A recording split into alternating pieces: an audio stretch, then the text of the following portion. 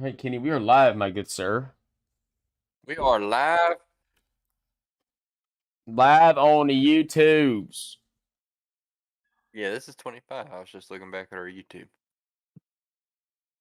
How about that? 25. 25. All right, so we got a little Braves. Not too much Hawks, not too much Canes. Dogs. Really not too much Falcons. Nah. Oh, dogs. I'm just ready. I'm just ready for the betting. Yeah, me too. Whoa, we'll rip through everything pretty quickly. I mean, to be honest, we can't really go into much depth on Mississippi State. I'll be honest with you, everything we said was going to happen happened. Facts. It was that simple. We said we were going to see some guys, some rotational guys get some more burn, and Kendall Milton had 41 carries and a tud. Kyrus Jackson had 70 yards. Oh, Kiara's look good, dog. Kiara's look real good. Telling you, I love Kyrus. Me too. Kiara's Darnell with a is a tud. dog. Love it. I'm Love on it. ESPN, and if you have ESPN Plus, you know you can go to like their pick center. It gives you like their ideas. Mm-hmm. 82% of the spread consensus is on Chicago. That's what their consensus pick is on ESPN. 82% on Chi-Town. See where the sharp money is right now. It's also saying 50. Last week Chicago was the most bet on team in the NFL. Where is the sharp money? People are riding high on the 3-7 Bears. But I want to know. Tell me where the money is. tell you one thing, Atlanta might be 4-6, but we're 6-4 at ATS. So let's ride. To be fair, we covered the first 6 and we haven't covered in 4. So Falcons country. Falcons country. Let's ride. That's right. We're 0-2 as a favorite ATS. Money best, money best, money best. We're 0-1 as a home favorite.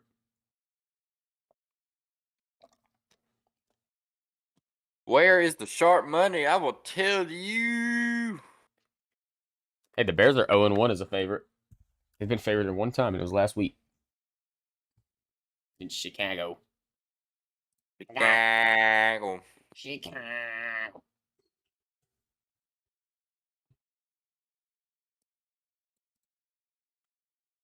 I'm going to be breaking some hearts this week because I am going to be putting sprinkle on Bears money line. Not even gonna lie to you. The sharps are on the Hawks. On the Hawks, 60% of the money. the Hawks. Who the Hawks playing? I meant Falcons. You had me so. I was like the Hawks. We just switched up a little bit right there, Ken. We're a little bit off track.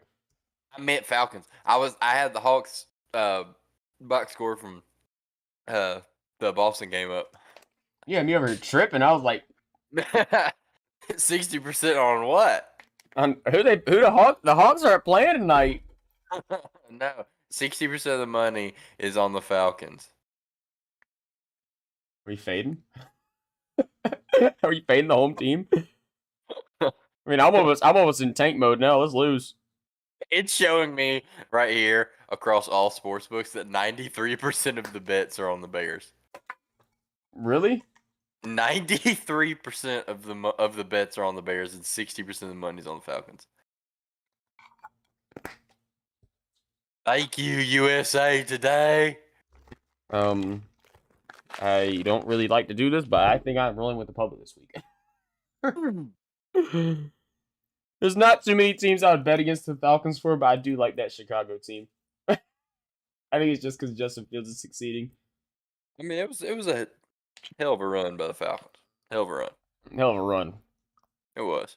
We enjoyed it. We were a playoff team for 4 A weeks. couple weeks.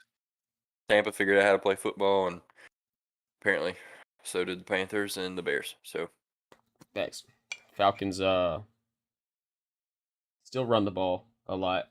We just you could add prime Ed Reed to this team, we'd still allow 30 a game on defense. All I'm saying is, y'all Falcons fans out there, we better start praying for some Desmond Ritter action, or you better pay real close attention to your future quarterback Saturday when the Dogs play Kentucky. Facts. To be honest, in that situation, just leave Ritter on the bench. Cut him. Because Cut him. Will Levis is our savior. Oh, not Will Levis. No one even bring up the Will Levis talk. I'm talking about it. I'm worried. I'm worried that it's going to happen. Will Levis is a bottom 5 quarterback in the SEC. I'm scared to say. I don't disagree with you, but I'm scared that we're going to be picking like 11.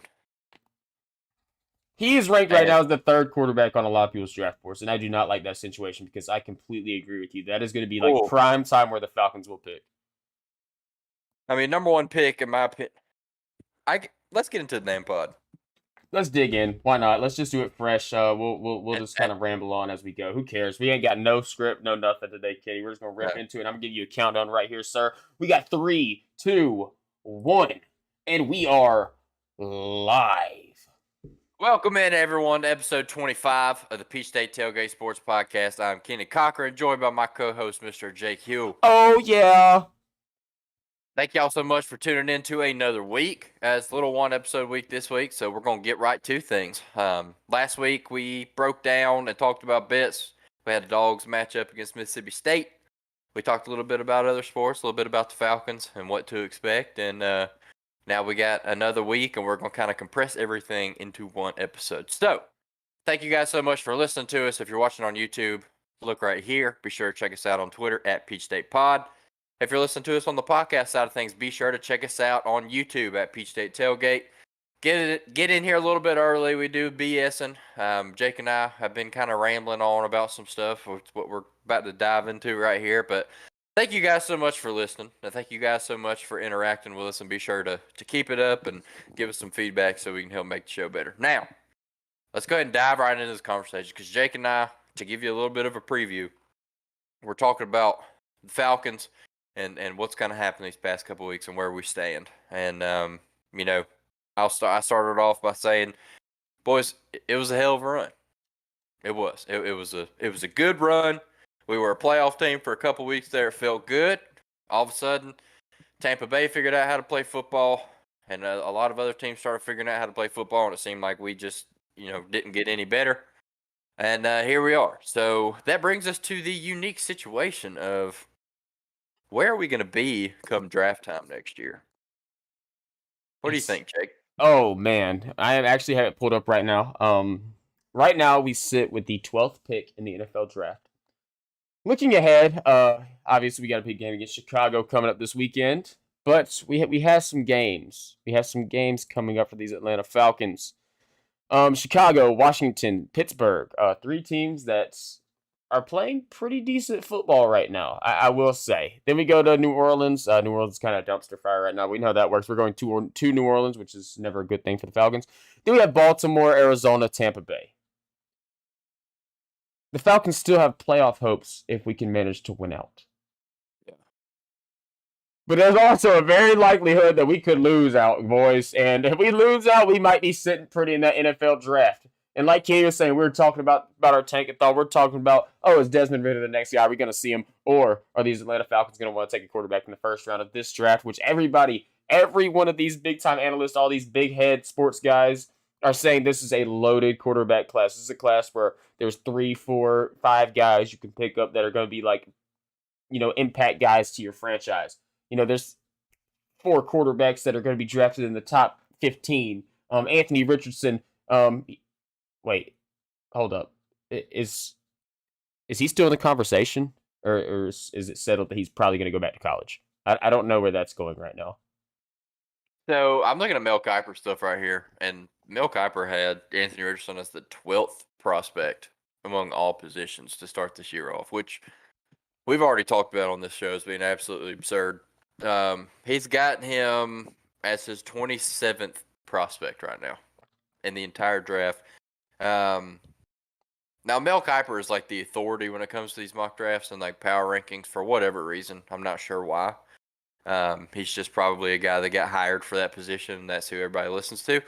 Because nobody knows what the hell's going on unless you're a GM or involved with these NFL teams. But Mel Kiper currently has C.J. Stroud as the number 1 quarterback in this class, Will Levis as the number 2 quarterback in this class, Bryce Young as 3. Oh, there he is. And then Anthony Richardson at 4, Tyler Van Dyke at 5. You guys, I'm gonna tell you this right now.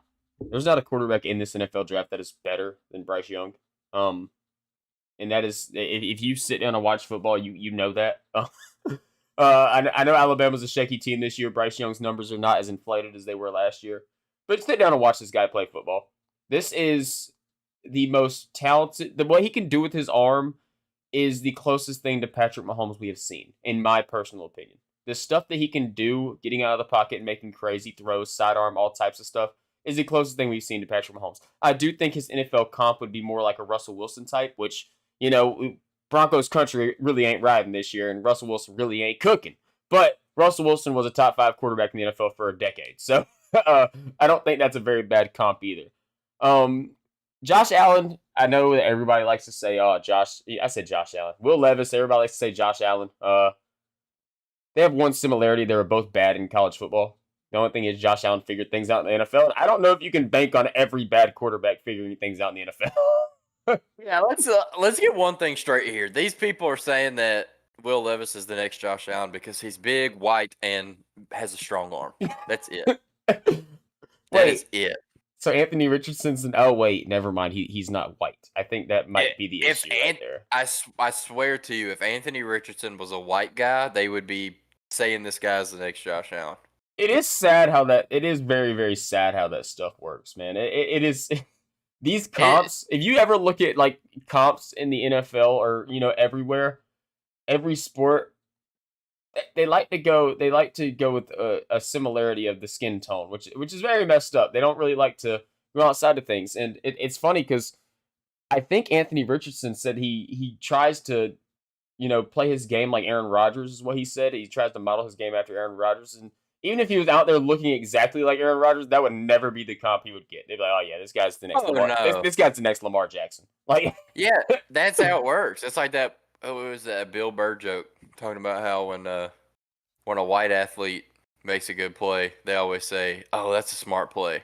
When a black athlete makes a play, they always talk about how big of a freak of nature he is and how athletic he is. And that's really is the case here because you talk about comps, like you're comparing a guy to Josh Allen and Will Levis, and I understand Josh Allen wasn't great in college, but the only similarities between these guys are that they're big and they're white and they can somewhat move and they have strong arms. Well, let me go ahead and tell you this. Like 9 out of 10 quarterbacks that are starting in Division I football right now are plus size. They're probably 6'1", 6'2", or on the top end of that. I think Will Levis is 6'3". Mm-hmm. So he's not massive. They can move a little bit. And they've got strong enough arms to get the ball down the field. So saying this guy's like Josh Allen because he's tall, athletic, and has a strong arm. I mean, tall, athletic, and strong arm, that's a dime a dozen in college football. Yes. It's not really something that you're looking for. And if you're absolutely right. If Anthony Richardson, dude, I mean, I think Anthony Richardson and Will Levis are actually not ridiculously far apart. I don't think so either, at all. And how ready they are to be in the NFL. I don't think either of them are anywhere close to being ready in the NFL. I mean, you can make an argument that Anthony Richardson isn't ready to be a starting quarterback in the SEC. So, no. But I will be honest with you, Kenny, right now, if I was going to take oh my God, my words. Developmental, there we go. Developmental piece at my quarterback position, I'm taking Anthony Richardson all day, every day, no problem. Because there's one thing about the NFL we've seen. If you're a guy that has a dynamic run game, and that's not saying Will Levis can't run the ball because he can, but Anthony Richardson has a game-changing level run game. Hey, he runs a 4.4. If he can figure out the arm thing, the dude's going to be set in the league. I think Will Levis has a little bit. I think Will Levis has to be a passer. He can't just be your running type quarterback in the NFL. He has to also be a passer, like a Josh Allen.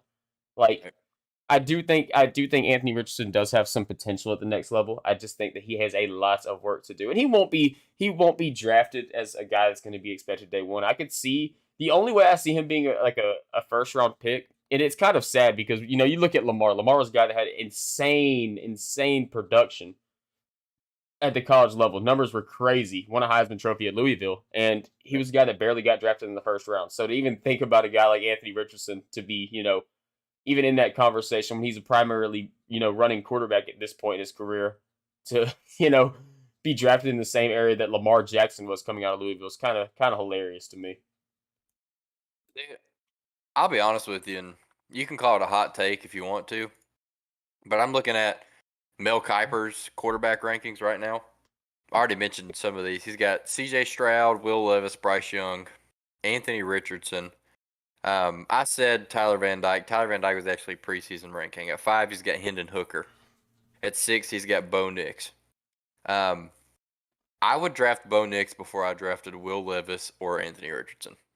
I agree. I think there's some guys right there. I know Hendon Hooker has an age problem, but I think if you're a GM and you draft Anthony Richardson over Hendon Hooker, you should be fired right away. Like there's Amen. levels to this. There's levels to this for sure. I I don't know, man. It's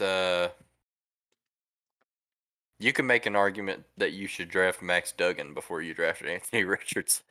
Facts. That is true. Welcome to So welcome to Peach State Tailgate, guys. uh, yeah, let me break down these Braves moves right quick, Kenny. I'm gonna break all down this right. Braves stuff right quick. We'll hop right back into the football talks. Quick little thing. Braves went out. We signed Nick Anderson, former reliever for the Tampa Bay Rays, guy that had some success, but he had dealt with some injuries and he kind of fell off the rails a little bit. Low leverage deal. I think he's getting paid like 900,000 if he plays the major league level, like 300,000 if he's in the minor leagues. But he's a guy that could be a big piece in the bullpen, so I'm excited to see that.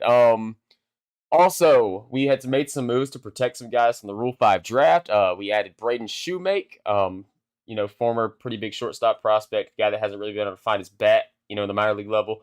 But he's still a guy that is intriguing enough for us to make this move. Along with pitchers Roddery Munoz and Darius Vines. Darius Vines is a guy I've been really high on. I like Darius Vines a lot. He made it up to the AAA level last year. I don't think he pitched particularly good in the AAA level, but he's lit up the minor leagues throughout his career. So I'm excited to see if he can possibly make a move up to the major leagues at some point this coming up season. Along with that, we DFA 3 guys: William Woods, and Silvino Bracco, 2 right-handed relief pitchers, and the worst one of the day, Guillermo Heredia. Fan favorite. I think everybody will always love Guillermo. He's gonna be a very memorable Brave for anybody that's been around for these past couple postseason runs, seeing what he's been doing in the dugout and stuff. But keep your eyes on it, man. We can get this guy back on a minor league deal and run it back with him. But as of right now, he is a free agent in the major leagues. So we love you, Guillermo, and best of luck going forward in the future. Yeah, man, Guillermo's he's been a I don't want to say a staple for this Braves team because he's not necessarily been a factor on the field too much, but as far as a locker room piece or a dugout personality or just a morale booster, like you can't ask for a better person than Guillermo Heredia to get the boys fired up. And he's the best cheerleader on the side of the field. I mean, he's going to cheer louder than any fan in the stadium. He's going to care more about you than any fan watching at home. Like he's been like almost the face of Braves fans for the past couple of years. I mean, you celebrate with your little foam tomahawks, and you see Guillermo down there doing the chop with the sword and all the celebrations. Like it seems like he's a fan on the field. Mm-hmm. Um, and he's kind of a guy where it seemed like, it didn't even seem like it. It was this was the case that there were, AAA players better suited to contribute on the field than Guillermo Heredia. But for what he provided off the field or on the sidelines of the field or whatever you want to call it, it was worth having him up there. So, yeah, man, it sucks, but business is business and baseball is baseball, and we're trying to get guys in there to help us compete to win another World Series, and I understand the move.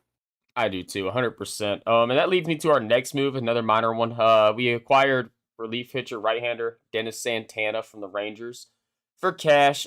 This led to us DFAing Jackson Stevens. Kind of an interesting thing because Jackson Stevens, did have some really good success with the Braves last year. He was kind of one of those guys that came out of nowhere and was a pretty big contributor in this bullpen. But this is definitely an upside move. This Braves bullpen is already pretty loaded next year, and Dennis Santana is a young, 26-year-old righty that, even though he hasn't put together the best, numbers in his major league career, but he has a lot of upside. He's a guy that has, pretty filthy guy. Got some pitches he can throw. And I'm excited to see him pitch.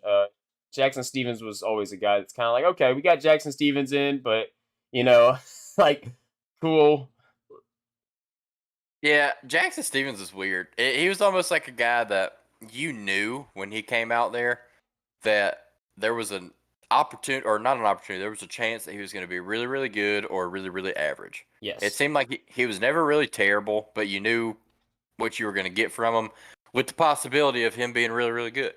So, I don't know. I feel like this move was kind of controversial from some Braves fans. But when you really kind of delve into the numbers and see everything, Jackson Stevens really wasn't amazing for us. So, I mean, we've talked about this pitching staff of what we're trying to do. Starting rotation and in the bullpen of just get some guys in here, maybe get some more experienced guys in here and just kind of revamp it a little bit and improve it as much as you can. And I'm not going to sit here and tell you that Jackson Stevens was one of the strong points of this bullpen. No, he was just your prototypical middle relief guy. Not really a guy you want to pitch, late in ball games and close games. Where Dennis Santana is more of a guy that, like I said, he does have a low floor at this point in his career because last year was a pretty bad season. But the ceiling is very, very high, and this is a guy that if he can put it together, he's going to be a back end type guy. Which you can never have too many back end bullpen guys because you never know. You might play a 3-game series in 3 days, and every single game is a 1-run ball game going into the 8th inning. So you kind of need guys like that around. So, I'm not against the move. Jackson Stevens, another damn good Brave. We love you in Atlanta, and best of luck. He'll be on a major league roster next year for sure. Oh yeah, he absolutely will, man. Somebody's gonna give him a shot. And just a couple things to round it off. No surprise here. Dansby Swanson declined his qualifying offer. This is something that everybody saw. He's going to go out and get paid big money by some team, hopefully the Atlanta Braves. Also, we have an award winner. Michael Harris has won the NL Rookie of the Year. This is something that me and Kenny both predicted for the past couple things, saying he was probably going to be the winner. And it came true. Spencer Strider was in second place, and both guys had every single first place vote and all but one second place vote. So there was one guy that voted for Edwin Diaz's brother as a second place vote, Lexus Diaz. He had one second place vote, and I thought it was crazy. And that was Strider that he took his spot.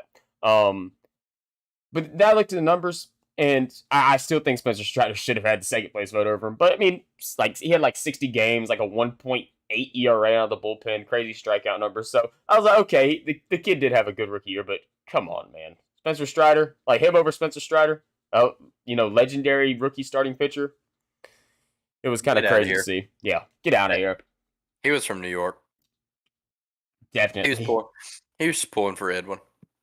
Facts. Pulling for Edwin with his brother. I don't think I have anything else. Oh yeah, Max Fried did come in second place in NL Cy Young voting, which is cool. I was happy to see that. Alcantara was unanimous in first place votes, had every single one of them, which is something that everybody expected because he did what he did every fifth day and was the most consistent pitcher in baseball.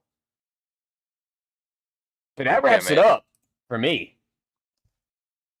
Yeah, man. Alcantara. I was talking about this with my dad yesterday when the news came across about Sandy and how I feel like we get to see a little bit more Sandy because he's an NL East guy. Mm-hmm.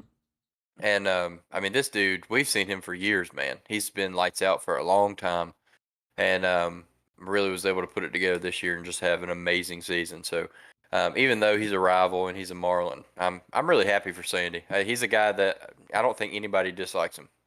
Do you know how he got in Miami? I don't think so. Whenever the Marlins traded Marcell Ozuna to the Cardinals. Really, Yes, he was a part of that package coming back to Miami. as a no name. So, it's funny how the chains connect. It's funny. Now we have Marcelo Zuna batting 212, and Sandy Alcantara is winning Cy Youngs, and Yeah, I don't see him slowing down anytime soon. Dude is a horse on the mound. He's something that's that you pretty. don't see in present day baseball. That's pretty good foreshadowing to when we send Marcelo Zuna and cash considerations for Sandy Alcantara this week. Ah, I can't wait. AA's going to pull it off, and he's going to sign Sandy Alcantara to a 10-year, $8 million deal. 10-year, $8 million, and then friggin' Judge. Yeah, God, if I don't, if I don't, 47-year, $20 million deal. if I don't throw up on camera trying to get that out. Judge. Yeah, I agree. I agree 100%. That's it for Braves for me though. I don't have any Hawks, anything like that. Hawks beat the Bucks again. There we go. I'll give you Hawks stuff. Hawks are 2-0 against the Bucks. We get our butts whooped by Boston last night. So, keep it going. Basketball season's a long season. They play like every other day. So, don't expect me to give full breakdowns all the time. Very, very long, much like hockey season. Weekly Canes I, update. Canes are playing good puck right now. Beating who we need to beat.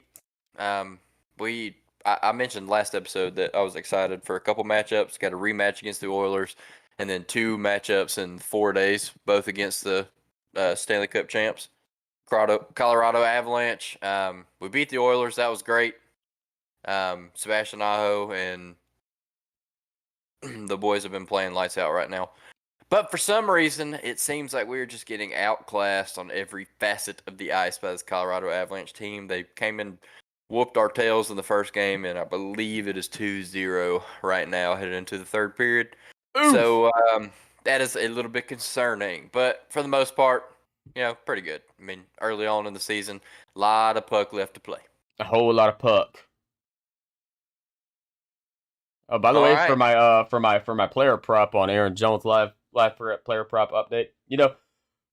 Actually, I'm gonna pause that right quick. We're kind of off the rails tonight, and I want to give a little explanation for that. If you're not a gamer and you don't already know, Call of Duty Warzone came out. Little Duty Warzone came out, and it has been fresh on Kenny and I's mind. I'm not gonna give y'all any stupid, reason on why we only did one podcast this week. The reason is because Duty. Like, I'm gonna be completely honest. We were texting, "Hey, you want to do a one episode weeker because Duty just came out." Duty came out yesterday, y'all. We can't do a podcast on the day that Duty Warzone comes out. I'm like level 61, looking nice and steady. Kenny's just a Warzone player, so he's like level 2. So, but You're like 9 now. But just a No, we little, are. just a little info for you guys if we seem like we're kind of all over the place, because we are completely all over the place. We are straight up knuckle deep in duty right now. Dude, yeah, I'd love being knuckle deep in Duke. No? Love it, baby. But live player prop update. I had a little bet on had a little bet on a little Aaron Jones under. And right now 20 yards, about to be the end of the half. I think my over under was set at, what was my over under set at? Over under was set at 57.5. So we are loving that right now. I just need Tennessee to get up a little bit more and make Green Bay start throwing the ball. To Aaron Jones, so it'll help my fantasy team. Yeah, to Aaron Jones. We'll take some Aaron Jones receiving yards all day. Just no rushing. Amen. All right, you want to hop into the next little segment here? Let's do it. I'm in. I'm all the way in. All right, let's talk about the dogs, man. Oh, what? All right, we talked about last week and a couple things to expect. We're gonna keep it a little bit short here because it's a pretty uneventful game to discuss. Oh yeah. For multiple reasons, but the most notable reason is going to be the Georgia Bulldogs travel down there to Starkville to take on the Mississippi State Bulldogs, and came out there with a 45-19 win, man. Pretty dominant win. Still would like to see us clean up the turnovers a little bit. Stetson had 2 interceptions in this game. One of them was a little bit fluky. The other one you can put on him. Just really need to clean up turnovers as a whole. Once you get into postseason, start playing these upper echelon teams, you can't really get away with turnovers like we have been so far this year. And I know this Georgia team has significantly outclassed whoever we've played, so it's been pretty easy to get away with it. But at some point, you gotta expect for it to bite you in the butt. Oh yeah. So like to see that, but I think one good point that both Jake and I made headed into this game as kind of a prediction, so to speak, is this is a game where it really gives you the opportunity to face a more pass-happy offense an offense that likes to have the ball in their offense's hands. I believe they won the toss and received, which is something you don't see a lot in college football. Um, so it gives us two things. Number one, it gives you an opportunity to get some defensive players in there and get some reps against an offense that plays a little bit different style of ball. And number two, it gives you an opportunity on offense to rotate in some more rotational pieces against the, pretty low level defense and maybe see what you got from your bench in some certain aspects. There's some guys that we expected to get back from injury. Really expected AD Mitchell to suit up in this game. He did not play. Really good to see Kendall Milton out there playing. Came out there 5 carries, 41 yards, and a touchdown. So I will say, Jake, I think both you and I had the same prediction, and looks like we were pretty right in this one. Oh yeah, definitely. We pretty much broke this game down to a fine perfection. The only thing we didn't predict was a couple key turnovers, like you mentioned. There's one of them that Stetson threw, and a defensive lineman jumped up and snagged it. Stetson does have to clean stuff up a little bit. We've seen him get a little shaky at times. We know how Stetson is in big games. He's big game stat. We saw it against Tennessee, so we're not too worried about it. Also, special teams touchdown right before half. That kind of boost Mississippi State's points and boost their level a little bit. I did hit, a very nice, pretty bet on the spread. Way too close, by the way. That spread was way too close. 16.5. Yeah. I think I actually said last week that I thought it was a good number. And I don't know why I said that, because before the show I told you that it wasn't a good number. So I was, knuckle deep in duty. I'm not sure what was going on. Hey, it happens. It happens. But no, you're absolutely right. That number was absurd. It should not have been 16.5. No way. Yeah, Bama beat them by double that, so I expected Georgia to do something similar to that at least. And it happened. So thank you, Georgia, for reliving my betting account. It's one of those moments where you uh get bored and you decide, okay, I'm going to put all the money in my betting account in one game, and that's what happened, and it paid off well for me. So thank you, Georgia, and thank you, Thank, dogs, all the way around. Mississippi State, you played some part in that too. thank you, dogs. Thank you, dogs. All right, you want to head into what we can expect this week? Yeah, let's do it. All right, boys, we are diving into a Georgia Kentucky matchup. One of the typically better matchups of the year. I don't want to say better as in like competitiveness, but Kentucky's just always, in my opinion, a fun game and a fun team to play against because they love to run the football and they love to play physical. Yes. And I love watching hard nosed physical football, especially on this Georgia team, because one of the best things about being at the University of Georgia as a player and as a fan is you are competing in the Southeast, recruiting these players in a state where you pretty much run things. You talk about states like Alabama, Florida, where these states have to compete pulling these recruits against, in Florida, you talk about Florida State, Miami, even UCF, teams like that. And then in Alabama, you get Alabama and Auburn. These guys are battling each other for recruits. And in the state of Georgia, you look at, we as far as like the numbers go, we have Georgia, we have Georgia Tech, Georgia Southern, Georgia State. But if you're a top recruit in the state of Georgia, odds are you're looking at Georgia and Auburn most likely are like your top 2 picks as far as like locality goes.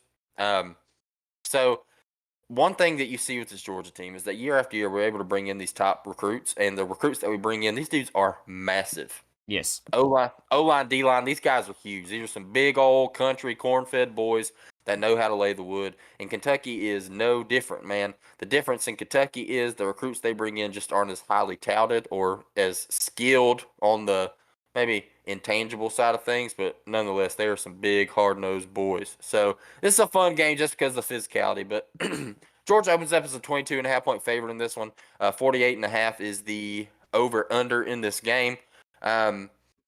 Interesting point here that I thought Kentucky has a pretty good defense. They're like 107 in total offense in college football right now, but I want to say they're 17 in total defense, and that is because of the passing defense. Kentucky's passing defense has been very, very good this year. Russian defense is like, I want to say like in the 50 range, so somewhat average.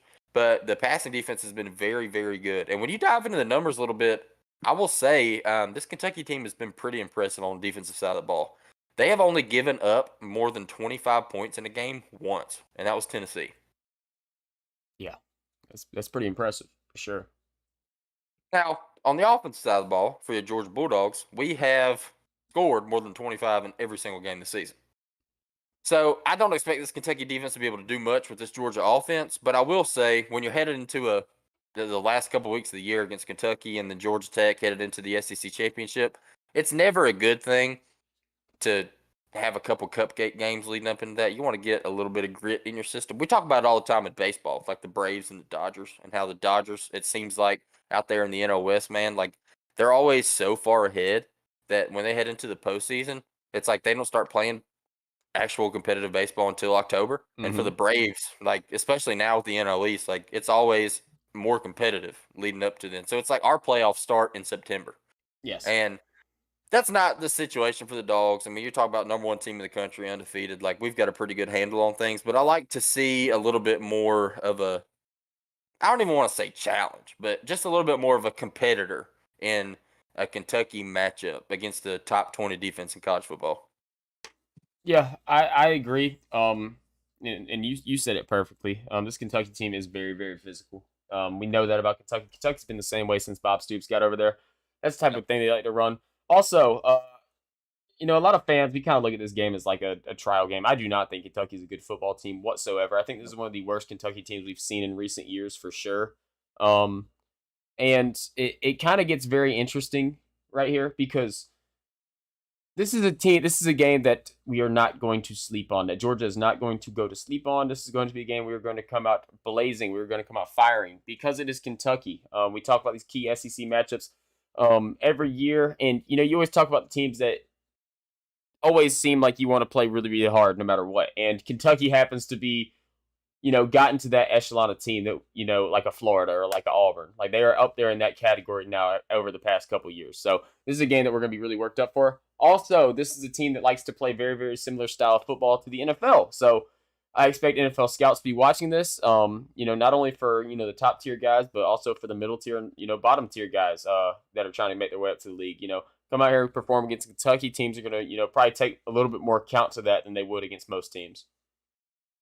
No, that's absolutely right. It's not as like, it's not anywhere near the exciting matchup that the Georgia Tennessee one was. But you talk about the NFL scouts that were there and the recruits that were there showing up. It kind of has a similar feel to it on a scouting perspective because you're absolutely right. This Kentucky offense is very much a pro style team, a lot like this Georgia team, man. If you're a top end running back trying to come into college football and put some good tape out there for NFL scouts, or even a quarterback, man, we've seen this Georgia offense run this pro style offense for years and years and years. And even with Todd Monken, where we've been a little bit more pass happy, it still is kind of a prototypical uh, pro style team. This is Mm-hmm. the offense you want to be in.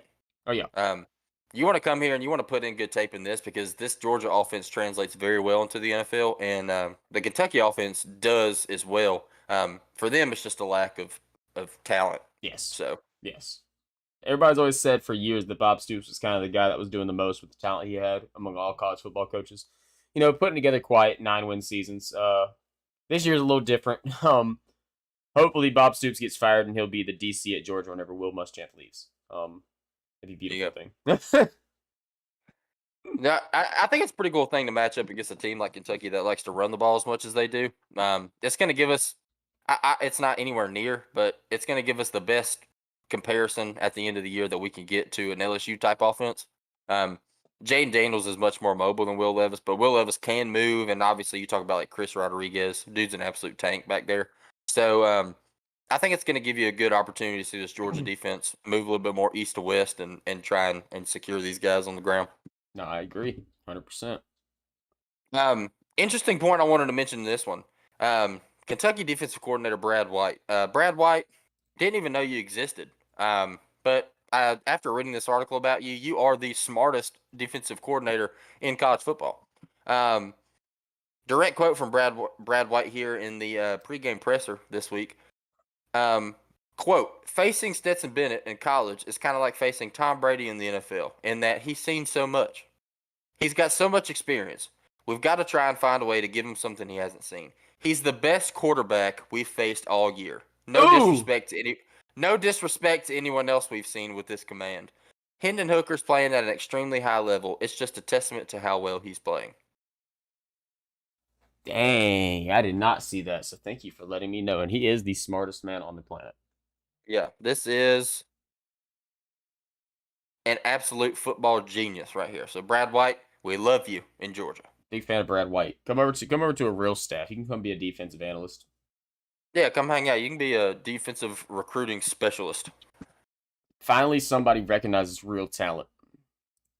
Well, live game update. Your Carolina Hurricanes have tied 2-2. 2 minutes left in the third period. Also, Good game. I'll give you a live update for the betting side of things as well. So, Tennessee just scored a touchdown going to half, up 14-6 right now. About 20 seconds left before halftime. So, it's actually halftime right now. Let's go. All right. Well, I know we're itching to get in these bets, Jake. So before we hop off the dogs, you got any finishing notes or final notes you want to hit? I'm itching. No, go dogs. Go dogs, baby. Go dogs. I'm itching. All right. I guess before we settle into the bets, real quickly, right here, let's talk about what we got from these Atlanta Falcons, man. Do we want to? Do we really have to? We don't want to. We don't want to. But we have to. We have to, don't we? We do have to. Jake, why don't you kick us off? Talk about this Panthers matchup. Okay, Panthers matchup. Key note: the Falcons are not good at football. Key note: the Panthers are also not good at football, but they beat us, so they're a little bit better at football. And honestly, they should be 2-0 against these Atlanta Falcons this year. That's my keynotes for this game. Yeah, I agree. And when you look at a game, this was kind of a weird one because it was like 40-mile-an-hour winds. We coming off that tropical storm, and it was like raining sideways, heavy rain. Couldn't really throw the ball at all. Both of the teams were just hammering the ball on the ground. And a lot of people thought, including myself, that was going to favor the Falcons, and it just absolutely did not. Yes. Dante Foreman, man, 130 yards on the ground. Laviska Shenault, 42 yards on the ground. Like, these guys just ran the ball all over this Falcons team. We were not able to move the ball on the ground very effectively. Marcus Mariota was the leading rusher with 3 carries for 43 yards. It was just a pretty lackluster performance from this Falcons team. We had to dive into the pass game a little bit.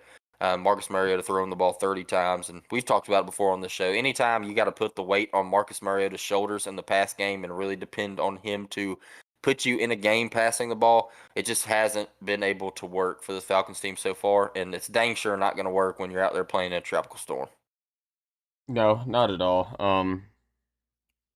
It was a very, very sad game. For some reason, the Atlanta Falcons tend to let Deontay Foreman look like Derrick Henry when he plays us. This is 2 times in a row now where he's went absolutely bonkers on the ground. I want to say the first game he had 3 tuds, and now he just dropped 130 yards on us. And also 31 carries. So shout out to Carolina for letting him be an absolute workhorse. Because I will say this, Deontay Foreman is a stud. Like, don't get me wrong. That dude can tote the ball. Like, I will say this, I've not caught too many Carolina games outside of Falcons games or, just NFL Red Zone tuning in on them whenever they pop up. But from what I've seen from him, this dude is a beast. And, Chuba Hubbard is a guy that, I figured would be the guy that would be Christian McCaffrey's replacement at some point, and it is not looking like that anymore. Well, yeah, and he had a little bit of an injury problem there. He was out for a few weeks, and you saw Deontay Foreman come in there and really produce, and it just seems like they're riding the hot hand here, and hopefully they keep doing that because I picked this guy up in waivers, so my fantasy team is making a comeback. Hey, love to see it. It's time to start winning out. But yeah, man, we're heading into a matchup against the Bears. The Bears are, on the win side of things, it's not been very good, but they're like the hottest team in football right now. People love the Bears. And performance. Justin Fields is running the ball all over the place. Looks like prime Mike Vick out there right now. Yes. So it's going to be a pretty interesting matchup for this Falcons team. We do get AJ Terrell back in the backfield. The defensive backfield, I should say. So that helps out in the passing game. But against the Bears team where they really do not rely on Justin Fields' arm too much, I'm curious to see what we can do on the defensive side of things here.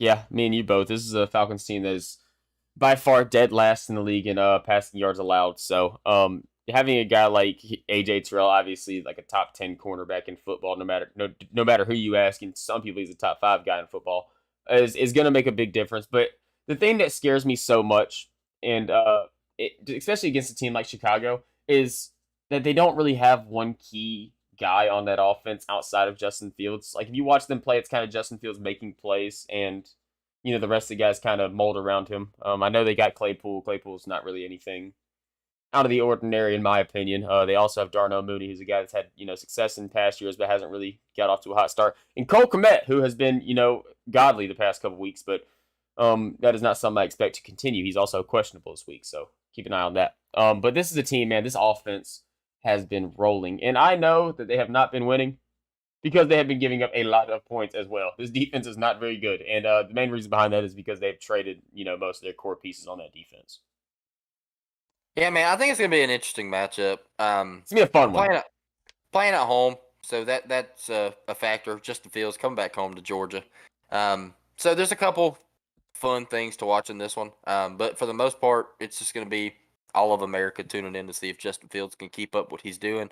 And hopefully Falcons defense can show up and show out and try and limit that as much as possible against the guy that is just setting the world on fire right now. So I don't know. We'll see what happens. But yeah, Falcons team, we've been struggling.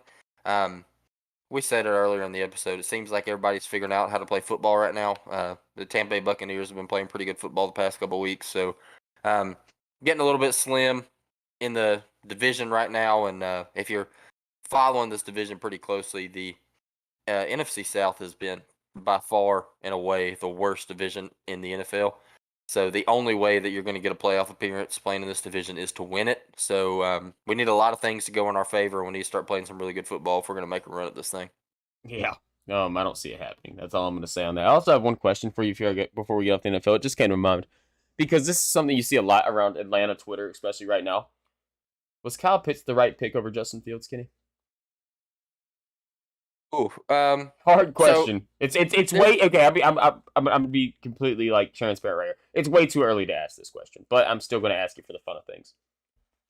I mean, I said it a couple weeks ago. I was a little bit fired up coming off that Bengals game where we got absolutely embarrassed. I think when you spend 2 top 10 picks in a row on Kyle Pitts and Drake London, and you're talking about guys that you're getting involved in the pass game, like these are 2 guys that you draft to be contributing factors on the passing side of things on the offense, and they have been, for the most part, non-factors for this team.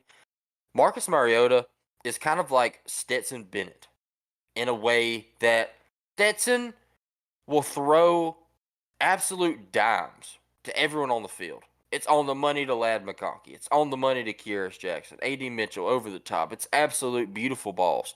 And then he overthrows the 6'7" biggest target on the field, Darnell Washington, by 10 yards every time he targets him. And it's so weird. It's like, why is this the guy that you're overthrowing? And it's the same thing with Marcus Mariota. And I'm glad you mentioned this, Jake, because I saw a pretty interesting thing on Twitter earlier that I screenshotted, and I completely forgot I had it until now, and I want to read it on the podcast. And we did not talk about this beforehand. Obviously, I forgot about it. Okay. Shout out Mina Kimes. For context, the average quarterback throws 15% of their passes off target in the NFL. The quarterback with the worst rate in the NFL is Davis Mills. He averages 22.3% off target throws. Marcus Mariota is 26% off target when he targets Kyle Pitts. Damn! You see it a lot. That by far leads the league. And that just, it perplexes me because on one side, it seems like we're not giving this guy any opportunity to make plays and contribute in the pass game. But when we do, we can't get the ball to him. I don't know if you put that solely on Marcus Mariota. I don't know what the deal is. But when you draft a guy like Kyle Pitts that everyone touts as this unicorn, including us, like this dude is an absolute freak athlete. He's got the wingspan, the size, the athleticism, the speed, everything you can ask for in a tight end. You've got to figure out a way to get him the football. And I don't know how much longer we can sit here and say that this guy is a generational talent without seeing something. Hey, to be fair, Kenny, I'm going to halt a little bit right here. I'm going to pump the brakes. We're only in year 2, and last year he had the second most receiving yards by a tight end in a rookie season. So we have seen something. You're right. Whenever we had a serviceable quarterback in. So yeah, it's a little early to make the debate, and recency bias is so big in the NFL. Like Justin Fields has been amazing these past couple weeks, But up until this past couple weeks, he's been a below average quarterback. So I don't know. You can look at it two ways. You can look at it as Kyle Pitts has been underperforming this year after a great rookie year, and you can look at it as Justin Fields has been overperforming these past couple weeks. So maybe we revisit it at the end of the season and talk about it. But yeah, I do think it's a little bit too early, but it's definitely becoming more of a debate than it ever has been. Don't get me wrong; these two guys are both absolute freaks, beasts. I do think Justin Fields has a very bright future ahead of him. We and Kenny both were big fans of him at Georgia. Continued that on to Ohio State. Now it's in Chicago, so we continue to root for him to this day. And us debating about Kyle Pitts has nothing to do with his skill, nothing to do with his athletic ability. It has to do with the Atlanta Falcons. That is the only thing, because I guarantee you this, and this is no discredit to Travis Kelce, because he is the best tight end in the NFL. He is a top 3 tight end in NFL history to me. But if you were to put Kyle Pitts in that Kansas City offense, he's putting over 1,000 yards every single season. No doubt in my mind. Yeah, I agree. I tell you what, before we hop off the Falcons, let me ask you a question. Oh, back at it. Let's see. Falcons had a Thursday night matchup against the Panthers. Okay. Right? Yes. November 10th. Headed into the next matchup on Sunday against the Bears, November 20th. Okay. 10 days. Yep. 10 days. Yeah, 10-day gap between two games. It really felt like it in the Panthers game that if there was a time to put the rookie out there and see what he can do, that was the game to do it. The only thing I think that kept him off the field is the weather conditions. Marcus Mariota played one of the worst football games he has ever played in his career. One of the worst football games I can remember from a quarterback in Falcons history. Dude was trying to throw the ball while his back was on the ground down the field, throwing a clear interception that got called back because his butt was on the turf when he let go of the football. I don't know what he was doing. Is there a chance that Desmond Ridder trots out there this week? I would say this right now. There is a -4% chance that he trots out on the first drive of the game. It will I don't not think happen. so either. No doubt, it will not happen. But this, I feel like. Do I think there's a chance? Yes, that he plays in this game. Do I think it's a very small chance? Yes, I do think it's a very small chance. I still think it's going to be Mariota through this game. I think this is the best shot that we've had this season at seeing any Desmond Ridder action. I mean, I agree. It's a home game. It's a nice little 1 p.m. kick. Nothing too special. You're at home. You're going against a very, very bad defense with Chicago. It makes perfect sense. But I don't know if this regime has the idea to make perfect sense moves. So I don't know. And you see Artie Smith talk about it, and he's very, very, very. He's not very transparent. He just says, "Oh, it's not it's not a question right now." So. He's not a very easy guy to read. He doesn't really let things out. So I have no idea, honestly. I would lean towards no, but I think, that's probably the general consensus, that it's probably not going to happen because, odds aren't really with it. But, there is a chance, yes. I just don't think it's going to happen.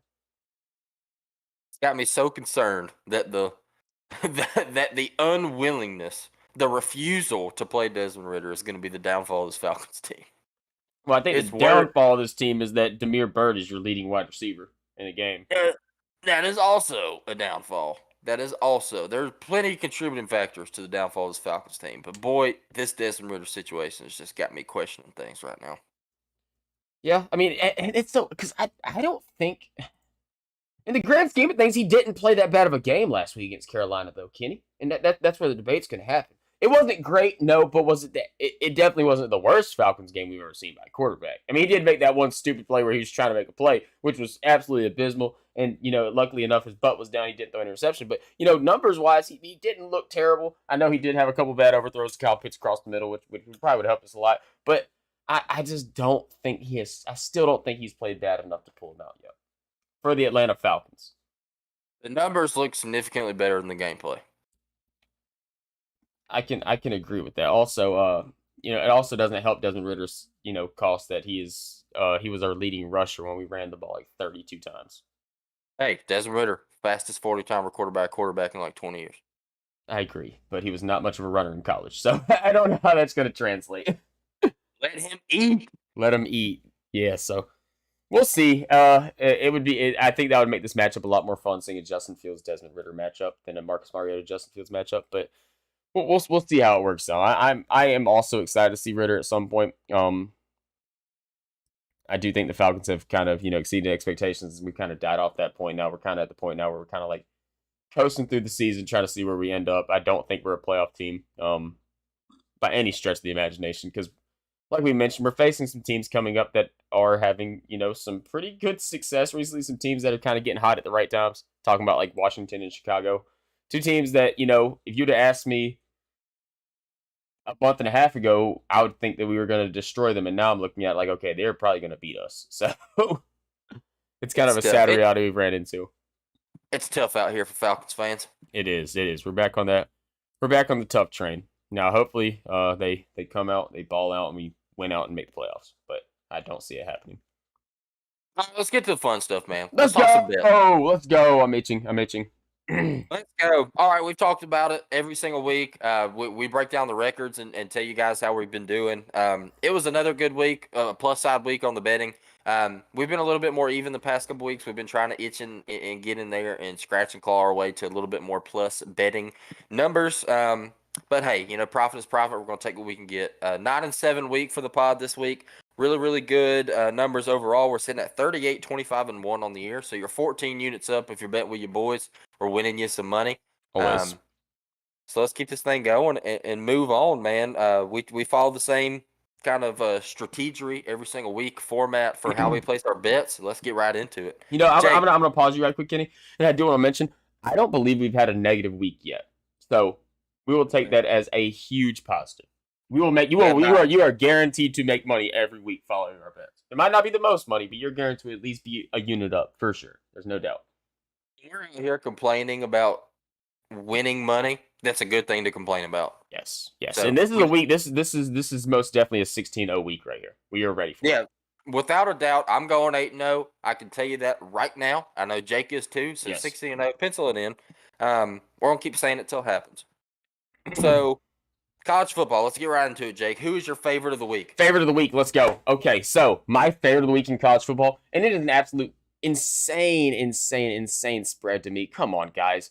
Oregon State -8 at Arizona State. Arizona State, we've talked about them enough times this season. They are absolutely abysmal at college football. Terrible team. About to pull up some numbers right quick, if you don't mind, Kenny. I don't have them right in front of me. But we're talking about a team, man, that lost to Washington State 28-18, going against a team that beat like Oregon State that beat Washington State pretty well.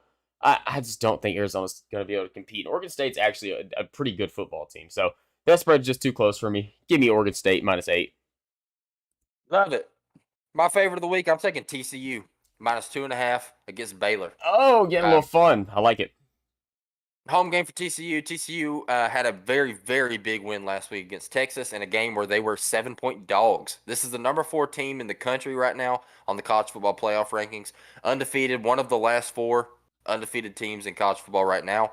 This Horned Frogs team, man, has been impressing everybody. Max Duggan looks amazing. He's 2,500 yards passing, 25 touchdowns to 2 interceptions. They can run the ball. They have a almost 1,200 yard rusher with 13 touchdowns as well. This team can attack you through the air and on the ground. They have a solid defense, a defense that's been a little bit. They've been flown a little bit under the radar so far this year, and they showed out big in that Texas game.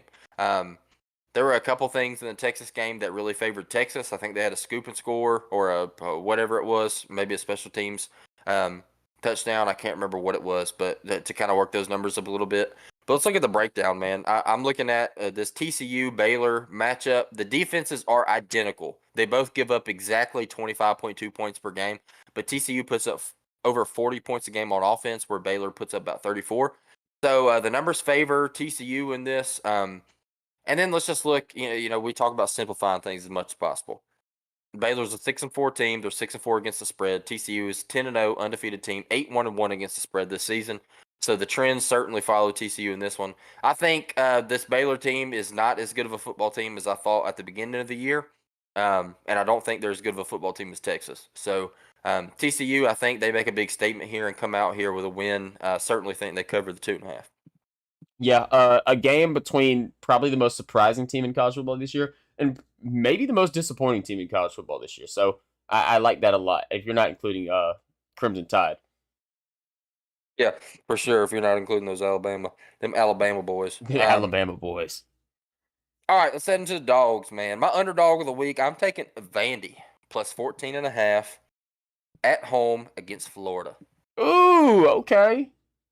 This Vandy team, man, they got some dogs. They showed up last week, huge, in a win against Kentucky in a game nobody would have thought. I actually picked Kentucky to cover in this one. They were like 14-point favorite or 17-point favorite, whatever it was. And they were one of my picks, and it came back to bite me in the rear on this one. This Vanderbilt team, they're not a very good football team. Do not get me wrong. But they've been impressing a lot of people. They can move the ball through the air as well as on the ground. They've got a 900-yard rusher as well as you saw the Mike Wright stuff and then A.J. Swan. Both of these guys can play. Both of them are pretty good quarterbacks. I think this Vanderbilt team has been playing better football here recently, and I think they cover the 14.5 against Florida this week. They go out there, they let Mike Wright start the game and play throughout the game, and they win football games. Mike Wright was a guy we were saying was the Heisman winner after 3 weeks. He was a baller, balling out at Vanderbilt. Vanderbilt started off the season hot, got kind of cold. AJ Swan, really, really pro style guy that looks like he could be a stud. But dude, there's something about Mike Wright and that Vanderbilt Commodores team that just rolls, man. I love it so much. I'm probably not going to tell with you on this one, Kenny. I'm not going to lie because Florida makes me nervous, but I do respect the bet. It does seem like a good one. 14.5 is a lot of points, and like you mentioned, man, they just came off a big win against Kentucky. This team is rolling right now. And what is the thing you have to get for you have to have 6 wins to be bowl eligible, right? Yep. Hey, don't get me wrong. I know they got a little tough road ahead with Florida and Tennessee, but hey, they come in to sneak one right here on the road back to back. They win 3 in a row against Kentucky, Florida and Tennessee. They get to play Florida and Tennessee at home. Oh man, them Commodores gonna be rolling right into a bowl, baby. Let's do it. Let's go, baby. Let's Go go. Commies. And that brings me right to my underdog of the week. And my underdog of the week is Oregon +2 versus Utah. Another pretty simple one for me, guys. One of these teams is very, very good at football, and another team is, people say that they're good at football, but I don't think that they are as good as what people think. And Oregon's the good team, Utah's the team I don't think is as good as what people think.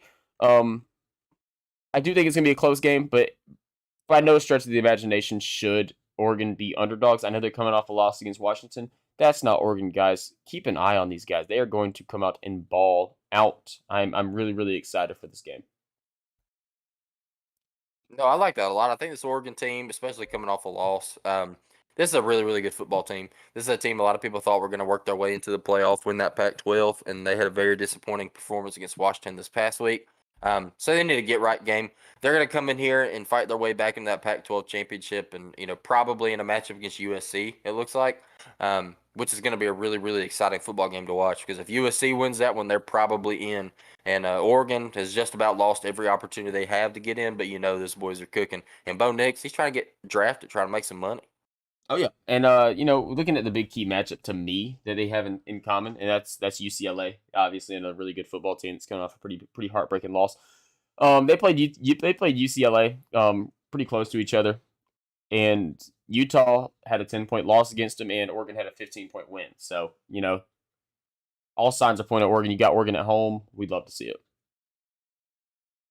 Love it. All right, Jake, why don't you kick us off with your over of the week?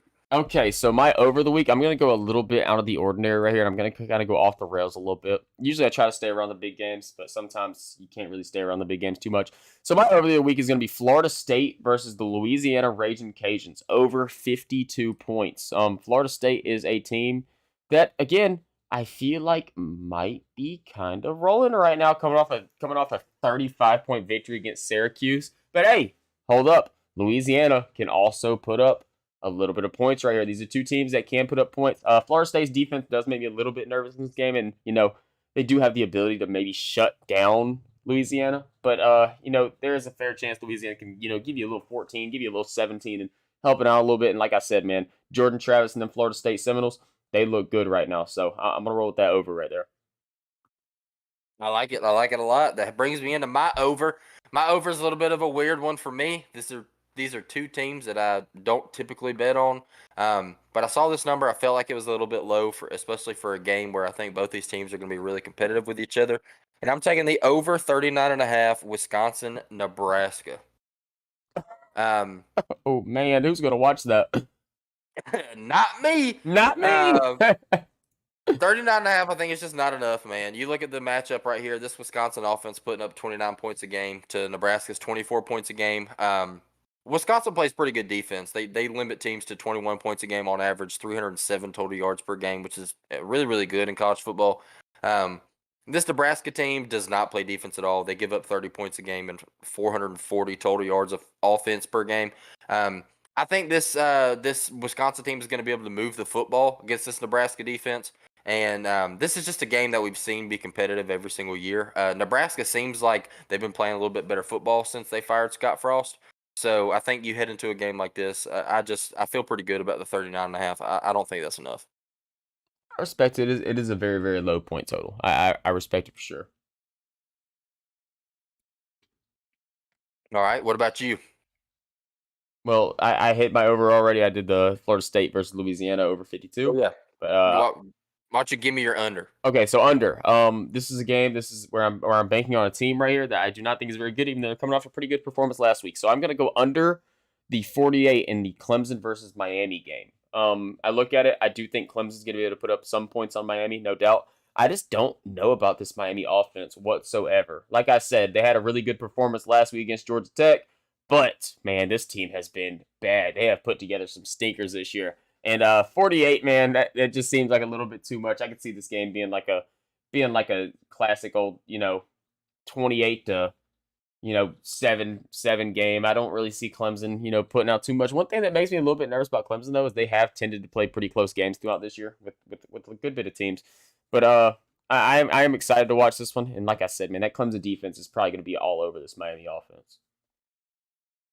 I like that a lot. I think this Miami team has been an absolute dumpster fire here lately, and Clemson is doing everything they can to keep their name in the hunt right now. So they're going to have to start proving some people wrong heading into these last couple weeks. So this is going to be a big statement for them. So I agree with you 100%. That defense is real too. So Yes. my under of the week, I'm taking the Boston College Notre Dame under 42.5. This one is a little bit against my trends because this Notre Dame team has been a team that has found their offense here lately. They've been slinging the ball through the air. They also run the ball pretty effectively as well. The reason I'm taking the under in this one is because that Notre Dame defense is pretty good, man. They're limiting teams to 22 points per game and under 340 total yards of offense. And you look at this Boston College offense. They Mm. cannot move the ball through the air. And on the ground, I don't know if we've seen a weaker rushing attack in college football this season. Boston College's leading rusher has under 300 yards rushing this season. It's terrible. It is so bad. I think this Notre Dame team is a team that's going to come out here, especially with how they've been playing lately. They're sitting at 18 right now in the playoff rankings. They're probably going to work their way up to a top 15 spot heading into next week, which is going to be pretty big for them and pretty big for USC because USC is going to head into two big ranked matchups against UCLA and Notre Dame to kind of boost up their resume. But no, I expect Notre Dame to win this one. I expect them to win pretty heavily in 42.5. I don't know if this Boston College team is going to score more than 7, maybe 10 points against this defense. And I feel pretty good about the under 42.5 in this one. Yeah, you look at their past 2 weeks. They have put up 52 in their last 2 weeks, but the 3 weeks before that, man, they put up 3 against Connecticut. They put up 15 against Wake Forest, and we know about that Wake Forest defense. It's not very good, and they put up 3 against Clemson. This is a team, like you said, that just can't move the ball on offense very well. And it's funny because Phil Jerkovich is a guy going into the season that we were talking about as being a guy that could be a good quarterback. And yeah, we were probably wrong on that. And also, to be fair, when you have zero run game, it puts so much pressure on a quarterback because defenses know exactly what you're going to try to do. And at a high level of football, it doesn't work like that. Like you can't just go into a game and let teams know exactly what your goal is. Right. And in a game where you have no rushing attack and you're forced to throw the ball against a Notre Dame defense that's allowing under 200 yards passing per game, it's just not a very good matchup for you. Not at all. All right. You got any more college games you're looking at this week? Any more college games I'm looking at this week? Let me pull up my little slate right quick. Uh, hold up. Let me pull up my top 25. I'm not gonna go through the whole thing. I think I'm gonna stick away from Georgia. I'm gonna let everybody know that right now. 22.5 is I do think we can pull that off, but I'm not in love with that number. We talk about Kentucky, and I do hope Georgia cleans up the turnovers a little bit. But if we don't clean up the turnovers, this game could easily be within that 22.5 and still be a one-sided game. So I'm probably gonna stick away there. Also, don't really like the over/under at all. So I'll probably just stay away from that game. It was kind of hard for me to pick games. I think I do like Kansas State minus 7.5 at West Virginia. This West Virginia team is just not very good, and Kansas State has had some pretty big wins this year. So I'm gonna keep my eye on that one. Also, Ohio State, Maryland. If Penn State can beat Maryland by 30, I think Ohio State could probably do something similar. My one nerve thing is that I do think Penn State has a little bit better defense than Ohio State does in a game like this. I do think Ohio State has the potential to give up more points. In Penn State, last week they pitched a shutout against Maryland, so I don't think that Ohio State would be able to do that. So I'd probably keep an eye on that. NC State is a team that lost Devin Leary early on in the season. They've been rolling with the backup, and I think they've started to kind of put things together a little bit more recently. Actually, they just lost to Boston College last week. That makes things kind of weird. Let's roll with Louisville. I will give you all this pick right here. Let's roll with Louisville -4. Louisville is a team that has been hot. They lost to Clemson last week, but before that, man, they were rolling. So I like Louisville Cardinals -4. Anything else for me on the slate of beautiful football? The Ole Miss Arkansas game is very intriguing, but I have a hard time betting against Arkansas because I feel like this is a team that still has the potential to beat a lot of these teams. I agree. Also, LSU UAB, man. I know we talk about UAB sometimes, and UAB is a very tough team, but good God, it's 15 points. 15 points does not seem like enough at all to me. So No. I think I'm gonna have my money on LSU just from the fact that, man, 15 against UAB, a team that's lost 4 in a row to damn. Actually, they beat UNT last week, but they lost to UTSA, they lost to FAU, they lost to Western Kentucky, and they lost to the Citadel. So, or is I that like that. That's Citadel? No, Charlotte. My fault. Charlotte, even worse. That's one that I was looking at with the LSU one. I ended up staying away for this one because 90% of the bets are on LSU and 93% of the money's on LSU. So that's a little bit concerning for the public standpoint, but it's actually at 14.5 on FanDuel. Um, you would think the team that's clinched the SEC West is going to match up against that Georgia team in the SEC Championship, is going to win by more than 2 touchdowns against UAB. So I do like that. I'm also looking at Syracuse. Syracuse is a 9.5-point dog at Wake Forest this week. That's an interesting one for me. I know Syracuse dealing with some injury problems, but Syracuse has proven to be a pretty good football team, and man, they can run the football against a Wake Forest defense that has been very, very bad. Also, right here, I think you get some pretty good odds right here, a pretty good line or a number on the money line. USC, 2.5-point favorite against UCLA this week. You can get a -128 on the money line. May take a little peek at that one. I think USC will come away with a win here. I think USC's kind of put things together. They've been playing better football. Caleb Williams is one of the best quarterbacks in college football. I know the defense is the big concern with USC. So that's definitely there. But this UCLA team has fallen off as of late, and USC they got to play some really good football right now if they want to make that playoff. So I do like that. I don't know about. I mean, 2.5 is not a big number, but you can get -110 for them to cover 2.5 or -128 for them to win money line. I like the money line there. Let's see. I had a couple more. Where was I?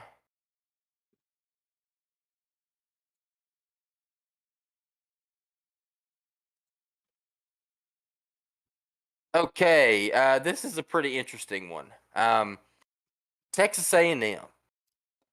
You talk about one of the most disappointing teams in college football. Yeah, they're up there. Texas A&M, man.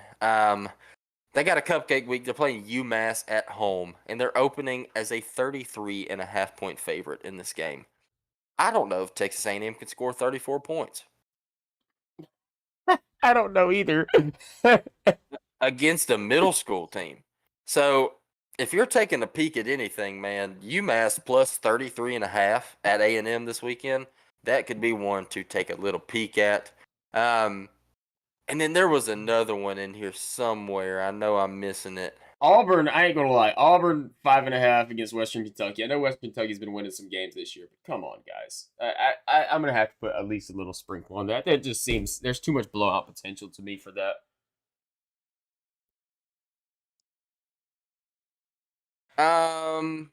Here it is. Houston, East Carolina. East Carolina's a team that we've talked about a lot. They've actually won us some money. This team is pretty slept on. They can run the ball. They can throw the ball. They got a really good offense. Mm-hmm. Um, but they're in a matchup against a Houston team that has not been playing very good football this season, but is still a pretty good team when you look at who is on it and the talent that they have on that ball team.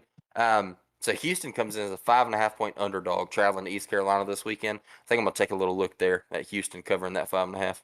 Another we're riding the wave of disappointing teams right now. Yeah, that's exactly what we're doing. Another one of But that Houston. but that wraps up for me in college. It wraps it up for me too. By the way, Derrick Henry has a touchdown pass, so things are Okay. things are getting kind of frisky on TNF. Oh, Little Amazon Thursday Night Football. little Derrick Henry to Austin Hooper tud pass. Oh, love to see it. That'd be 21-9. Love it for my +3 bet in Tennessee. All right, let's dive into the men's league a little bit here. I guess you kicked it off on college. I'll kick it off on the NFL. My favorite of the week in the NFL, I am taking. Ooh, I don't want to say it's too good to be true, but boys, this one. The more I look at it, the more stinky it looks because it just seems like they're giving us one here, boys. The Washington Commanders are traveling to take on the worst team in the NFL, the Houston Texans, as a 3-point favorite. Um, Give me Washington right here. This is a no-doubter for me. This Washington team has been playing very, very good football lately. Taylor Heineke, he's drinking Busch Lights. He's wearing chains. He's popping Zins after the football game. He is everything you want in a franchise quarterback, and this is a guy that got benched for Carson Wentz in the offseason. You bring a guy like Carson Wentz in and pay him $30 million. He definitely looks like he's going to be your starter. But Taylor Heineke, he's just got that dog in him, man. Yeah, Chad Heineke's a dog. I'm also going to kind of cover this with you because that is also my favorite. We're following trend right here. Look at Washington. So Washington's a team that has kind of found their way with Taylor Heineke. 4-1 their last 5 games total. 5-0 against the spread. So they've been kind of rolling. Also, Houston has what? Houston is what? They're one. What is their record this year? Like 1-7-1 or something like that. 1-7-1. Yes, Houston is 1-7-1. The tie, obviously, they beat Jacksonville. No big deal, and they have one loss that was within 3 points, and it was 3 points on the dot. Every other loss has been more than three, so kind of keep an eye on that. I love this game right here, man. I think this Washington team has been playing really good football lately. If they don't win by more than 3 points, what are you doing?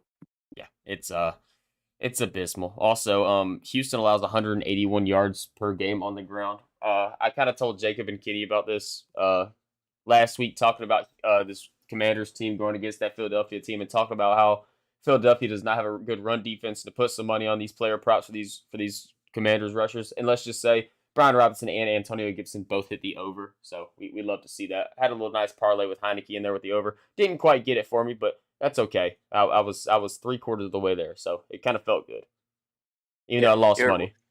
right on the fringe. Right on the fringe. It was gonna be like nice little 5-time money parlay, but Heineke couldn't pull it off for him. But he's pulling off wins with Washington, man, and they're kind of rolling right now. So, and we talked about Houston, man. Houston could play Georgia right now, and it'd be a 30-point game. I honestly think so. Might be. It really might be. All right, Jay, give me your underdog. My underdog of this week, and this is a pretty easy one because we saw what Washington did to Philadelphia last week on the ground. I'm gonna roll with Indianapolis +7 versus Philadelphia, man. At home, you give me Indianapolis, a team that they got Matt Ryan back at quarterback. Jonathan Taylor seemed like he kind of found his way last week against Oakland or Vegas. My fault, dude. I think that they're gonna keep this game competitive, and I do like that Philadelphia team. I do think they are a good football team. Do I think they have been playing a little bit above their head this season? Yes, 1,000%. So I don't really have any advanced numbers I dove into. I just looked at it, trying to think about my past thoughts. But you got Jeff Saturday in Indianapolis. Now let's start off 2-0, Jeff. Let's do it. I like it a lot. You talk about Jeff Sunday, man. He is an absolute dog. Jeff Hops in there. Sunday.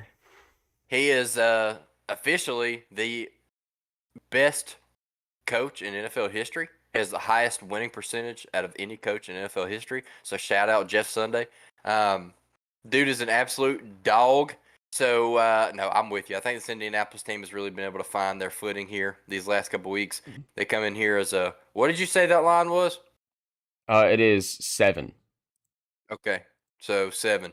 Yeah, I like that, man. I think Jonathan Taylor, he came in the year as like #1 on everyone's fantasy boards. Talk about him being the best running back in the NFL. I know he's battled some injuries. It's been kind of a disappointing year. They went through the whole fiasco with Sam Mellinger and Matt Ryan, but get Matt Ryan back in there, and he goes out there with a 40-yard rush last week. Oh yeah, So flying. Matt Ryan is humming. Um, my underdog of the week. This one, I don't really have any numbers to back this one up. It's just too big for me. I'm taking the Carolina Panthers plus 13 at Baltimore. Baker Mayfield's in as the starter. He comes in and takes over for PJ Walker. Jake actually mentioned it to me at the beginning of the show. If you're watching on the live side of things, apparently Baker Mayfield has been not very good against the Ravens in his career. So that is certainly a concern in this game. Um, but 13 points in the NFL is a lot of points. And I know this Ravens team is very, very good. But 13 points is a lot regardless of who you're playing. And I think this Panthers team can cover the 13. You just saw them beat the Falcons without Baker Mayfield. They can run the football. The passing attack has been kind of lackluster, but you got guys in there like DJ Moore that can make plays. I feel like they can keep it within 13 here. Yeah, I think so too. Anytime you get a spread that big in the NFL, you have to at least take a peek at it. And I'm not going against you betting it for sure. I All damn right, I'll sure dive. wouldn't. I damn sure wouldn't bet the other way. No, no, no, no, no, no. Yeah, you'll never find me taking a 13-point favorite in the NFL. No, thank you. Um, I'll hop into my over, man. This is probably my favorite bet of the week in the NFL. I will say 5-star play right here for me. I'm Okay. taking the over 38.5 Jets Patriots. Um, this Jets Patriots matchup is pretty interesting because as of where they stand right now, every single team in the AFC East is making the playoffs if the playoffs started tomorrow. This Jets team has been playing very, very good football this year. Zach Wilson has been able to kind of put it together these past couple weeks. He's making some stupid decisions. That's just kind of his game. He's a strong arm, athletic guy. He's a guy that gets caught a lot of times trying to extend plays a little bit too much, and it comes to bite him in the end. But when you talk about total offensive production, the last time these teams met, Zach Wilson went for 355 yards and 2 touchdowns. He threw 3 interceptions in that football game. 3 interceptions is absolutely terrible. And this Patriots defense is good. You talk about a guy like Bill Belichick, obviously greatest coach of all time, other than Jeff Saturday. Um, they just have a knack of hurting these young quarterbacks. But 3 interceptions, if you were to, I don't know what the odds are on a quarterback throwing 3 interceptions 2 games in a row against the same team, but I would like to say that they're not very good. Um, but if you can come out here and put in 355 passing yards and 2 touchdowns, it went over in the last game. I will tell you that. So I feel really, really good about this one, and I like that. I don't think 38.5 is enough points in this football game. No, I don't think so either. Like you said, it's two in division rivals right here. They're facing off. Both of them have pretty high playoff aspirations, especially them Jets, man, pulling up just straight up. Becoming one of the better teams around the league this year so far. So we love to see it. It's definitely gonna be a really really fun game to keep an eye on. Also, Christian Watson, another touchdown catch. Absolute stud, dude. Picked him up off waivers as well. He's sitting on my bench this week. So if you're looking for fantasy advice, maybe don't ask me. We're looking at 5 tuds. We're looking at 5 tuds through 2 weeks. Aaron Jones with a 2-point conversion. Give me some points, baby. I have a question. Did he run the ball? I didn't even see it. I just saw him walk in the end zone. Those don't count towards your stats, do they? Yeah, they do. They do count for like rushing stats and stuff. Oh, rushing stats, I don't know. I'm talking about fantasy points. Fantasy points, I know you get a point for 2 point conversions. I don't know if they count for passing stats and stuff though. I have no clue. I've never even looked into that. That is a very good question. We have to do a little bit of post podcast research on. Yeah, definitely. I have no idea. So over for me. over for me is Atlanta versus Chicago over 49. We kind of talked about this a little bit with the Atlanta Falcons earlier. Defense is bad. Defense is not very good. We do get AJ Terrell back, but I'm not sure how much that's going to help the Falcons this week against a team that, with a guy like Justin Fields that can just run the ball all over you. But on the other side of the ball, Chicago's defense is also very bad. And if you look at Chicago's past couple games, a lot of high scoring matchups. So hopefully it doesn't stop this weekend. We get a lot of points. We get a really, really fun ball game in Atlanta. So I'm hoping for that over 49.5. I'm riding the wave right now. Riding the hype, baby. I like it. You got to ride the hype, man. Sometimes you got to do it. All right, let's dive into the unders. What do you got as your under of the week? My under of the week in my final official bet of the week. Yeah, I am going under 41.5. Denver versus Las Vegas. For some reason, Denver just seems like they always they hold teams. Don't get me wrong; they hold teams to low scores, but they also don't score points. So I'm kind of just riding Denver's wave right now. I don't think they've had a game this season other than when they did face Vegas earlier this year. That is the only game they've played this season that has went over that number. So with how odds look right now, I don't think it's gonna happen twice. So let's roll with it. No, I like that a lot. A kind of similar fashion for me in my under pick. I'm taking the 49ers Cardinals under 43.5. I'm taking this one strictly off defense, man. 49ers number one rushing offense or rushing defense in the league. Number 3 defense in the league in points per game. This 49ers defense gives up 18 points per game. That is crazy in the NFL. And they only scored 22. And then you look on the Cardinal side of the ball, they scored 23 points a game and allowed 26. This 49ers offense is not very high powered against the Cardinals defense. That the mismatch in this game is 49ers offense against Cardinals defense, and fortunately for my bet, the 49ers offense does not put up very many points. So I'm kind of banking on the San Francisco 49ers defense to be able to limit the Cardinals offense in this game. Also, I will say, I believe both Kyler Murray and Colt McCoy, the backup, are dealing with injuries this week. Yeah. I'm looking at that right now as well. Also, if Kyler goes, they're facing a downgraded quarterback because Colt McCoy is the guy.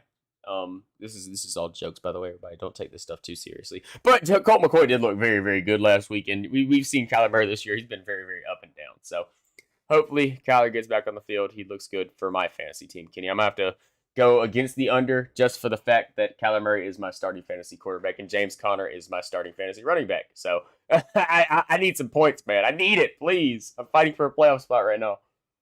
We can both win in this one. Maybe the Cardinals win 42-0.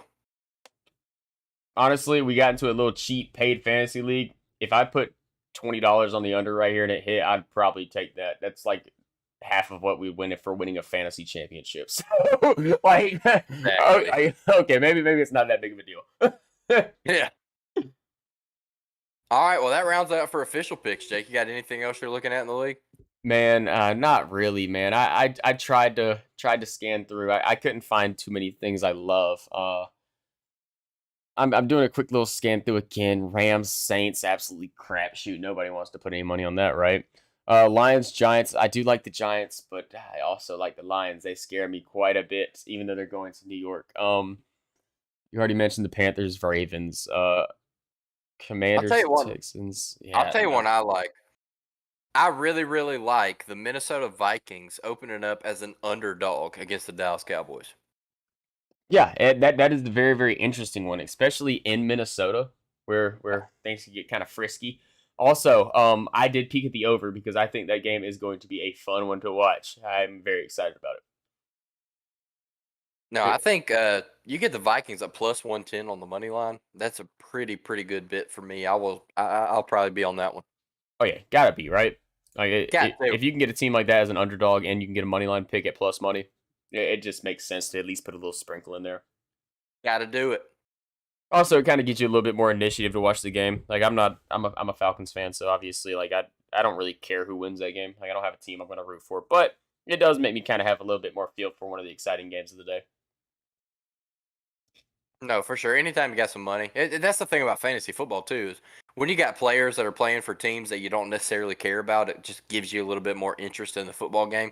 And that's the same thing with betting, man. When you got money on somebody, you're the biggest fan in the world. Mm-hmm. I'm the biggest anti-fan of Aaron Jones right now because of my under prop. You can get all the receiving yard you want to, though, Kenny, for the Thank fantasy you. team. Appreciate that. Yeah, but that wraps it up for me. I'm all good. We're at an hour 23 right now, so we're pretty deep. We try to keep these things short, but it does not work out in our favor. Yeah, and we're one episode a week this week, so we had a lot to cover. But yeah, man, that pretty much covers it for me. We went over a lot of things. We're hot and heavy on the betting side of things. We're doing pretty good. So let's keep that thing rolling. And surefire 16-0 week for the boys this week. We love to see it. Let's do it. All right, all right. Well, before we head out of here, man, I mentioned at the beginning, thank you guys so much for all the support. Be sure to check us out on all the socials. You see the Twitter right here on YouTube. Check us out on YouTube if you haven't. We try and get out here a little bit early and put out some pretty interesting conversations before the podcast takes place. So hop in here and interact with us a little bit. Let us know your thoughts. And be sure to interact with us on Twitter, man. Get on there, give us a little bit of discussion. Let us know what you guys are thinking. We really appreciate any kind of interaction or feedback we can get from you boys. It helps us make the show better. Well, that was beautiful, Kenny. I think that wraps us up pretty well. Thank you guys so much, and we'll see y'all next time.